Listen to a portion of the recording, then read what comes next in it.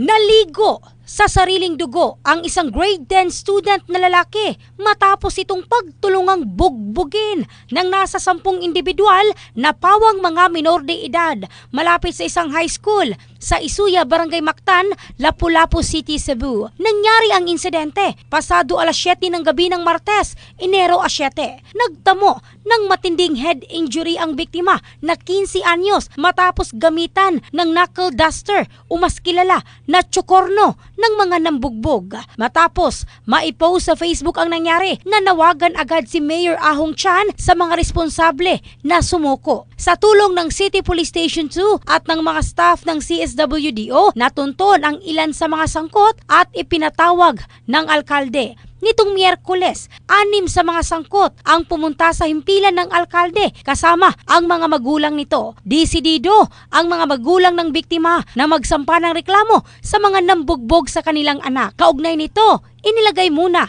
sa home care facility ng CSWDO ang mga sumuko. In the heart of changing lives, ito si Michelle Craste ng Brigada News Philippines, the Music and News Authority.